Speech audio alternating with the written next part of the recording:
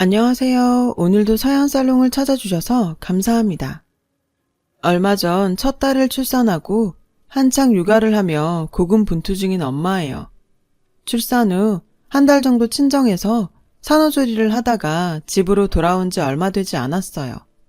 저는 원래 학원 강사로 일하고 있었는데 현재는 육아 때문에 휴직 중이에요. 그래서 남편 외벌이로 살고 있죠. 그래도 형편이 많이 어렵지는 않아요. 제 남편이 변호사라 수입이 좀 되거든요. 요즘은 친정 부모님이 하루가 멀다 하고 집에 오셔서 아이를 돌봐주고 계세요. 집안일도 도와주시고요. 친정 아빠는 손녀가 귀여움 떠는 걸 보시려면 오래 살아야 한다시며 술을 끊으실 정도로 손녀를 예뻐하시죠. 하루에도 사진을 몇백 장은 찍으시는 것 같더라고요. 손녀가 태어나고 엄마 아빠가 변해가는 모습을 보면 가끔 가슴 한켠이 아려와요. 그건 바로 제 시아버님 때문이에요. 아버님께서도 태어난 지 얼마 안 된 손녀딸을 무척 보고 싶어 하시지만 저희 집에 못 오고 계시거든요. 바로 시어머니 때문이죠. 제 남편은 둘째지만 아주버님네가 아직 아이가 없어서 제 아이가 시댁에서는 첫 번째 손주거든요. 그러니 얼마나 보고 싶으시겠어요. 저도 그 마음을 모르는 바 아니죠. 창피한 얘기지만 저희 부부는 어머님과 절연한 채 살고 있어요. 물론 아버님과는 연락을 하고 있고요. 남편과 저는 어머님과 연락을 끊은 뒤로 더 자주 아버님께 연락을 드리고 있어요. 아버님도 마음이 많이 안 좋으셨을 텐데 늘 저희 부부 편이 되어주셨거든요. 신혼 때 어머님 때문에 서름도 많이 겪고 매운 시집살이로 이럴 거 왜 결혼했을까? 후회도 많이 했어요. 하루에도 12번씩 지금이라도 당장 이혼하고 싶다고 생각할 정도였죠.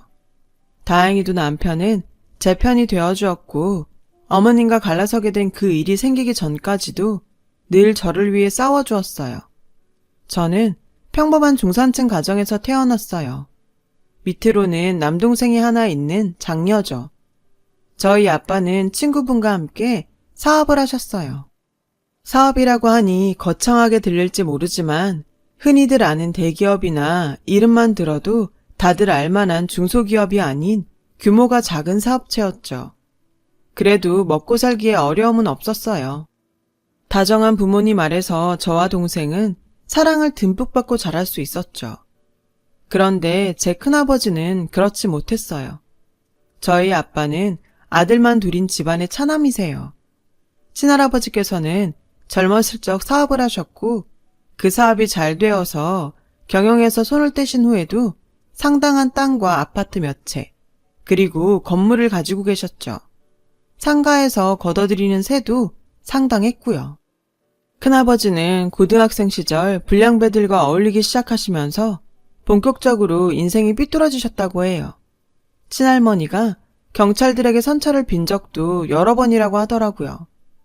친할머니는 그 스트레스 때문인지 저희 아빠가 대학에 다니던 무렵 세상을 떠나셨어요. 그런데도 큰아버지는 간신히 전문대를 졸업한 이후에도 한량처럼 살았대요.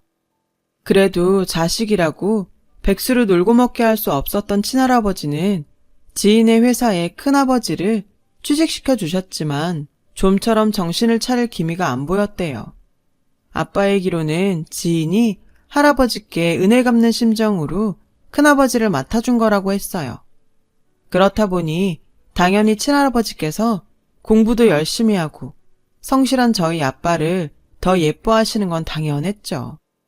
아빠는 큰아버지보다 먼저 결혼을 해서 저희를 낳았어요.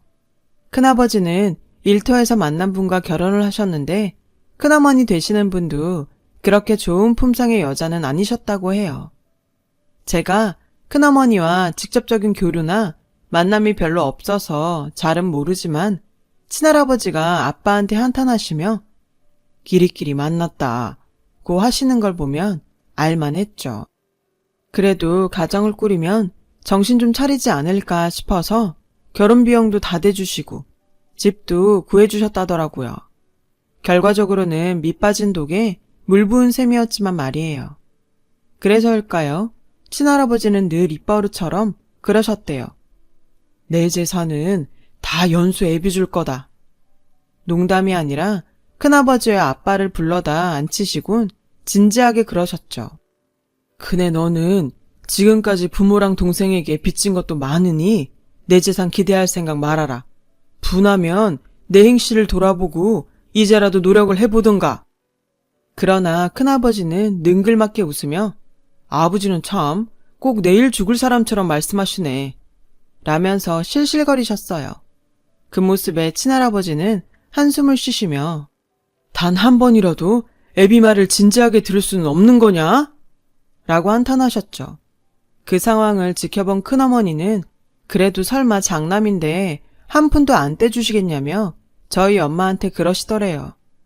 집에 오는 길에 엄마는 아빠한테 그러셨죠. 아주버님네는 아기 가지시면 안 될 것 같아. 부부가 둘 다 똑같이 그러니 애들이 얼마나 불쌍해. 이런 엄마의 걱정에도 불구하고 얼마 뒤 사촌 동생들이 태어났지만요. 친할아버지가 돌아가신 건 제가 중학교 1학년 때였어요. 사이는 익사였죠. 친구분들과 바다로 놀러 가셨었는데 실수로 바다에 결혼 반지를 빠뜨리시는 바람에 그걸 꺼내시려다가 그만 그렇게 되신 거였죠. 너무 허망하게 세상을 떠나셔서 가족들이 많이 울었던 기억이 나요.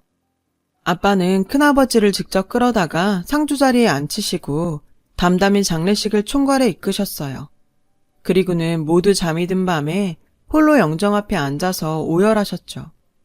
그렇게 갑작스럽게 닥친 슬픔을 달랠 새도 없이 저희 가족에게는 모진 풍파가 불어닥쳤어요. 바로 할아버지의 변호사 때문이었죠. 할아버지를 납골묘에 안장하고 난 후 변호사는 아빠와 큰아버지에게 연락해 할아버지의 유언장을 공개하고 재산을 분배하겠다고 했어요. 그런데 공개된 유언장의 내용이 상당히 충격적이었어요. 약 1,000만 원 정도의 금액이 든 통장을 제외한 할아버지의 명의의 토지와 아파트, 상가 건물들이 모두 큰아버지 앞으로 남겨져 있지 뭐예요. 누가 봐도 말이 안 되는 상황이었죠. 아빠는 너무 황당한 유언장 내용에 많이 놀라셨고 화를 내셨어요. 돈 욕심 때문에 화가 난 게 아니라 믿을 수가 없어서 그랬던 거였어요. 평소 할아버지께서는 입버릇처럼 돈은 다른 데 다 줘도 괜찮지만 네 형은 안 된다. 그놈은 내가 몸바쳐 일해 모은 재산을 의미 없이 써버릴 놈이야. 라고 하셨거든요.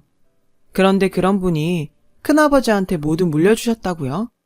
저희 아빠가 납득할 수 없다고 말하자 큰아버지는 버럭 화를 내며 그러셨죠. 어릴 때부터 네가 공부 좀 잘한다고 날 무시했지만 그래도 아버지는 내 편이야. 왜냐고? 내가 이 집안 장남이니까. 결국 유언장 내용대로 할아버지의 모든 재산은 큰아버지한테 넘어갔어요. 큰어머니는 시아버지 덕에 아파트에서 살아보게 생겼다고 덩실덩실 춤까지 추면서 엄청 좋아하셨어요. 아빠는 난 돈 욕심 없어. 아버지가 우리에게도 1,000만 원이나 되는 돈을 남겨주셨잖아. 신경 쓰지 마. 라고 하시고는 유산 문제는 더 이상 거론하지 않으셨어요. 그렇게 다시 일상으로 돌아가려나 했는데 친할아버지를 잃은 슬픔에서 채 벗어나기도 전에 또다시 불행이 닥쳐왔어요. 아빠와 동업을 하던 분이 공금을 빼돌려 회사가 부도가 난 거예요. 동업자는 진작에 중국으로 도망쳤고 아빠는 중국까지 가셔서 그 사람을 잡아올 상황이 아니었어요. 당장에 급한 불부터 꺼야 했거든요. 그 과정에서 저희 집도 팔아야 했고 심지어 엄마가 혼수로 가지고 오신 고급 가구들도 다 팔아야 했어요. 그리고 저희 가족은 방 2개짜리 좁은 집으로 이사를 가게 되었고요. 우리 가족의 오랜 추억이 담긴 침대와 소파가 트럭에 실려 나가던 날 엄마는 많이 우셨어요. 아빠는 그런 엄마의 모습을 보고 많이 미안하셨던지 그날 밤 늦게까지 홀로 술잔을 기울이셨어요. 비록 시련이 우리 가족의 터전을 바꿔놓았지만 그래도 저희 가족은 여전히 서로를 아끼고 의지하며 지냈어요. 그 일로 저와 남동생은 일찍 철이 들었고 부모님께 힘이 되어드리려고 노력했죠. 남동생은 아직 초등학생이라 열심히 공부해서 성적으로 부모님을 기쁘게 해드렸고 중학생인 저는 전단지 아르바이트를 하며 용돈을 벌었어요. 용돈이라도 제가 벌어서 쓰려고요. 부모님께서는 그런 저희를 보고 너희들이 엄마 아빠보다 낫다고 하셨죠. 얼마 뒤 아빠는 힘을 내서 다시 회사에 취직하셨어요. 비록 월급이 많진 않았지만 일정한 수입이 생기니 생활은 조금씩 안정이 되어갔어요. 그렇게 저희 가족은 똘똘 뭉쳐 실현에 맞서 나갔죠. 그 와중에도 큰아버지와 큰어머니는 저희 부모님께 상처를 주셨어요. 내 건물 들어와서 치킨이라도 튀길래? 아니지, 싸게 받을 테니까 아파트에 들어와 살아볼래? 실실 웃으면서 아빠를 놀리셨지만 아빠는 단박에 거절하셨어요. 임대료로 온갖 사치를 부리고 살던 큰어머니도 일부러 저희 집에 오셔서 새로 산 물건들을 자랑하곤 했고요. 그런 고약한 행동을 보며 내가 나중에 돈 많이 벌어서 엄마 가방이고 구두고 다 사주리라 결심을 했죠. 다행히도 그 후로 저희 가족은 사정이 점점 나아졌어요. 예전처럼은 아니더라도 못 먹고 못 쓰고 살 정도로 가난하지는 않았으니까요. 그래도 우리 형편에 대학 진학은 무리다 싶어서 졸업 후 취업을 하려고 했어요. 하지만 아빠가 대학은 꼭 가라고 하셔서 열심히 대입 준비를 하게 되었죠. 남들처럼 학원을 다니거나 과외를 받을 수는 없었지만 교육방송을 보며 내신 관리와 수능 준비를 해 나갔어요. 노력은 배신을 하지 않는다더니 덕분에 성적도 꽤 잘 나와서 인서울대학교 영문학과에 들어갈 수 있었죠. 다행히 소득 범위를 계산해서 받을 수 있는 국가 장학금도 받아서 큰 부담 없이 대학에 다닐 수 있었어요. 틈틈이 학원 알바도 하면서 용돈도 벌고 성적 장학금도 받으면서 알차게 대학 생활을 하게 되었죠. 그러다 4학년 때 친구로부터 남자를 소개받게 되었어요. 당시 그 남자는 로펌에 갓 취직한 신참 변호사였어요. 사실 변호사라고 해서 조금 부담스럽게 생각했는데 만나보니 서글서글하고 배려심이 많은 사람이라 사귀게 되었죠. 저는 대학을 졸업하고 현재 일하고 있는 학원에 취직했어요. 규모도 꽤 크고 학부모들 사이에서는 인정해주는 학원이거든요. 게다가 월급도 높고 복지 혜택도 좋았죠. 동생은 전문대를 졸업하고 먼저 취직해 일을 하고 있었기 때문에 가게의 수입이 늘어서 생활은 전보다 더 윤택해졌어요. 직장 생활을 하며 4년간 연애를 해오던 저는 남자친구한테 청혼을 받았어요. 그리고 얼마 뒤 예비 시댁에 인사를 드리러 가게 되었어요. 집에는 예비 시부모님 외에 아주버님 내외도 와 계시더라고요. 아버님과 아주버님 내외는 저를 반기는 눈치였지만 어머님은 아니었어요. 정말 누가 봐도 대놓고 탐탁지 않아 하는 게 보일 정도였죠. 학원 선생이라고? 학교도 아니고? 우리 아들은 변호사인데? 이건 뭐 급이 맞아야 상대를 하지.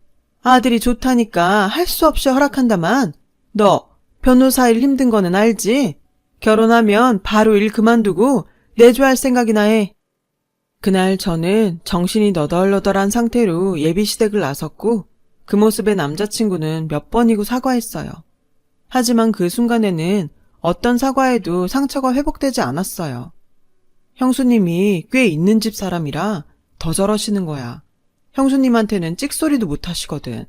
어차피 분가해서 살 거니까 좀만 참아주라. 대신 내가 중간에서 잘할게. 저는 그런 남편 하나 믿고 결혼을 했어요. 시간이 지나면 조금은 나아지지 않을까 싶었던 시어머니의 태도는 조금도 나아지지 않은 채 저희는 결혼식을 올리게 되었어요. 그 후 말 그대로 시월드가 열렸어요. 신혼집과 시댁이 버스로 5정거장 거리에 있었는데 일주일에 3번은 연락도 없이 불쑥 오셔서는 집안 살림에 간섭하며 잔소리를 하셨어요. 반찬이 부실하다. 남편 밥은 챙기냐? 집안에 먼지 쌓인 거 봐라. 돈 번다고 유세 떨지 말고 살림이나 신경 써. 매일같이 온갖 잔소리가 쏟아졌고 때로는 전화로 잔소리를 하셨어요. 그럴 때면 저는 남편한테 이런 사실을 전했고 남편이 곧바로 어머님께 전화를 걸어 한 소리를 해댔어요. 그러면 다음날 바로 어머님한테 전화가 오곤 했어요. 너는 꼭 남편에게 볼멘 소리를 해서 모자 사이를 이간질시키냐? 네가 잘하면 내가 잔소리를 하겠니? 넌 어떻게 내 잘못은 생각 안 하고 뭐든지 다 남의 탓을 하는 거니? 처음에는 반복되는 이런 패턴에 정말 머리가 터져 나갈 것 같이 아프고 힘들어서 차라리 이혼을 할까 하는 생각도 여러 번 했어요. 그럴 때마다 절 잡은 건 남편이었죠. 때로는 아주버님과 형님도 전화하셔서 사과를 하거나 위로를 해주시곤 했죠. 아버님도 무뚝뚝 하시지만 저를 많이 챙겨주셨고요. 어머님을 제외한 모든 가족의 지원을 받다 보니 한편으로는 그래, 어머님 한 번만 그러시는 건데 뭐 하는 생각을 하기도 했어요. 그러던 어느 날이었어요. 어머님께서 전화를 하셨더라고요. 그날은 제 강의가 없는 날인 걸 어떻게 아시고는 연락을 하신 거였죠. 시댁에 잠시 오라고 하시더군요. 가보니 집에는 어머님이 혼자 계셨어요. 외출 준비를 하고 계시더라고요. 어머님은 저를 보시더니 대뜸 나 돌아올 때까지 네가 우리 집 청소 좀 하고 소파 커버 빨아서 널어놔라. 하는 김에 냉장고 청소도 좀 하고 내가 워낙 바빠서 시간이 안 되는구나. 그때까지만 해도 어떻게든 어머님께 예쁨을 받아보겠다고 노력하던 때라 저는 고분고분하게 알겠다고 했어요. 어머님이 나가시고 시댁에 있는 큰 소파 청소부터 시작했죠. 커버를 벗겨서 세탁기를 돌리고 먼지를 털고 구석구석 걸레로 닦았어요. 혹시 잘못하면 괜히 또 제대로 못했다고 잔소리를 들을까 봐서요. 그런데 청소를 하다 보니 소파 틈에 뭐가 있더라고요. 색이 바랜 갈색 서류 봉투였어요. 이런 게 왜 소파에 있지? 하면서 서류 봉투 위에 내려앉은 먼지를 털었죠. 그러자 그 순간 서류 봉투 위 흐려진 이름 석자가 눈에 들어왔어요. 그 이름은 바로 제 아빠의 이름이었어요. 저는 거의 자동적으로 서류 봉투를 열고 안에 든 내용물을 꺼내 읽기 시작했어요. 그 서류 안에 있는 종이의 내용은 정말 충격적이었어요. 그건 바로 돌아가신 친할아버지의 유언장이었거든요. 진짜 유언장이요. 유언장에는 친할아버지께서 평소에 말씀하셨던 것처럼 할아버지의 전 재산을 전부 아빠에게 상속하신다고 적혀 있었어요. 그리고 뒤에는 종이 한 장이 더 끼워져 있었죠. 사랑하는 우리 둘째야, 형 뒤치다꺼리 하는 동안 혼자 공부한다고 힘들었지. 무심했던 애비를 용서해라. 돈이 전부는 아니다만 애비가 너랑 애미 그리고 연수에게 해줄 수 있는 건 이것밖에 없구나. 혹시나 네 형에게 알려지면 큰일 날 수도 있을 것 같아서 애비가 이렇게 너희 집 소파에 숨겨두게 되었다. 김 변호사가 알아서 잘 처리해 줄 거다. 편지를 읽고 나서 보니 그 소파는 어린 시절 저희 집에 있던 소파더라고요. 외할아버지가 엄마 혼수로 해주신 바로 그 소파요. 그 소파를 시댁에서 구입했을 줄 누가 알았겠어요. 저는 그 충격에서 한동안 헤어나오지 못했어요. 청소를 끝냈을 때쯤 어머님이 돌아오셔서 뭐라고 하셨는지도 솔직히 기억이 잘 안 나요. 두근거리는 마음으로 서류를 챙겨서 집으로 돌아온 기억밖에는요. 이걸 어떻게 해야 하나 고민이 되었어요. 아빠한테 알리긴 해야 되는데 부모님이 아시면 너무 놀라실 것 같더라고요. 그래서 일단 퇴근한 남편한테 간략한 상황을 설명하고 유언장을 보여줬어요. 남편은 자기가 같이 가줄 테니 얼른 두 분께 말씀드리자고 하더라고요. 그래서 다음날 바로 친정으로 향했어요. 그저 딸과 사위가 놀러 온 줄만 알던 부모님은 제가 심각한 표정을 보이자 바로 표정이 굳어버리셨어요. 저는 두 분이 놀라시지 않게 최대한 차분한 목소리로 상황을 설명했어요. 그리고 유언장을 꺼내 보여드렸죠.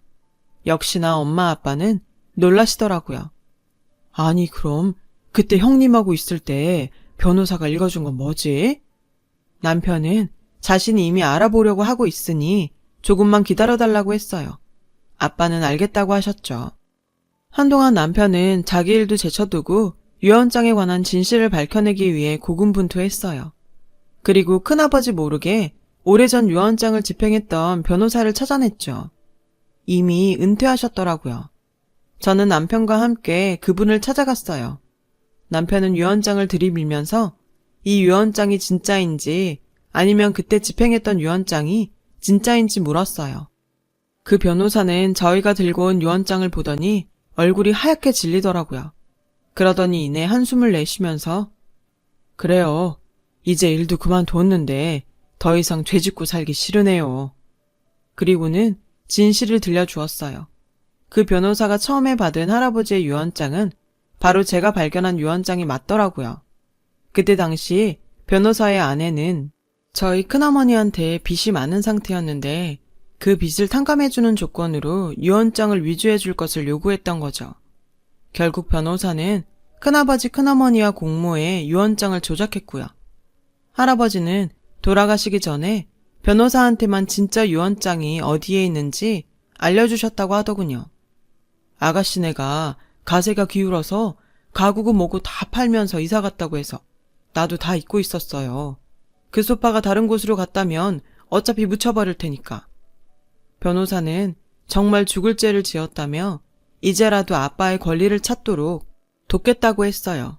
남편은 발 빠르게 움직였어요. 곧바로 유언장 공증을 받고 큰아버지와 큰어머니를 고소했죠. 아빠는 처음엔 반대를 하셨어요. 그래도 가족인데 고소까지 하는 건 너무한 게 아니냐면서요. 하지만 남편과 저희 엄마가 강경하게 고소를 주장하면서 결국 두 사람을 고소하게 되었죠. 고소장 받은 큰아버지와 큰어머니는 길길이 뛰셨어요. 처음에는 부정하다가 결국에는 그래, 내가 그랬다. 아버지는 나한테 땡전 한 푼 안 주신다고 하지. 나도 살 길은 있어야 하잖아. 너는 번듯한 회사도 있고 아버지 재산 아니어도 먹고 살 길이 있는데 나는 아니잖아. 라고 소리치더군요. 하지만 그렇게 소리쳐봐야 뭐 하겠어요. 결국 수년 만에 할아버지의 토지와 아파트 그리고 건물들은 모두 아빠의 명의로 바뀌게 되었는걸요. 하지만 아빠는 큰집 식구들을 아파트에서 내쫓지 않으셨어요. 그래도 형님인데 길바닥에 나앉게 할 수는 없다는 게 이유였죠. 대신 월세와 임대료는 전부 아빠 쪽으로 돌리기로 하셨어요. 그런데 이 과정에서 뜻밖의 충돌이 생겼지 뭐예요? 우리가 산 소파에서 발견되었으니 우리 목도 떼어줘야 한다. 어머님이 이렇게 나오신 거죠. 아무리 남편이 말려도 어머님은 요지부동이었어요. 그리고 얼마 뒤 시어머니와 연을 끊게 된 사건이 일어났죠. 아빠가 사돈댁이 소파를 사줘서 이렇게 감사한 일이 생겼다고 고급 한우 세트를 저희 부부 손에 들려 보내셨어요. 그런데 그걸 본 어머님은 은혜도 모르는 것들이 고작 고깃덩이나 보냈다며 천박한 백정마냥이라고 하시지 뭐예요. 그리고는 제 앞에서 고기를 꺼내 싱크대로 휙 던져버렸어요. 그 순간 저는 수치심과 모멸감으로 치를 떨었고 친정 부모님께 죄송스러운 마음에 울음을 터뜨리고 말았죠. 그러자 화가 머리 끝까지 난 남편은 다시는 우리 볼 생각 말라고 소리치고 제 손을 끌고 시댁을 나왔어요. 집에 도착했을 때 아버님께서 전화를 하셔서 대신 사과를 하셨어요. 아주버님과 형님도 전화하셨고요. 그날 이후 저희는 시댁에 가지 않아요. 어머님과는 일절 교류 없이 아버님과 아주버님, 형님과만 틈틈이 연락하며 지내고 있죠. 그 일 이후 어머님은 다른 식구들 눈치를 보며 살고 있고요. 어머님께서 그렇게 하시지 않았어도 저희가 시댁에 그거밖에 안 되었겠어요. 살면서 더 많은 걸 해드리려고 노력하면서 살았을 겁니다. 너무 욕심이 많으셨던 건지. 저희 친정 부모님은 예전과 달라진 게 거의 없으세요. 일을 그만두시기는 했지만 여전히 검소하게 사시며 손녀딸한테 빠진 노년의 부부로 살고 계시답니다. 큰아버지와 시어머님의 욕심으로 참 많은 걸 보고 느끼게 되었어요. 저도 저희 부모님처럼 성실히 잘 살아보렵니다. 그렇게 사셔서 이런 기적도 일어나지 않았을까요? 들어주신 분 모두 부자 되시고 마음도 부자인 하루 되셨으면 합니다. 지금까지 제 사연을 들어주셔서 감사드려요. 여러분, 사연 댓글에 응원과 현명한 조언 부탁드려요. 좋아요와 구독은 저에게 큰 힘이 됩니다. 오늘도 좋은 일 가득하세요.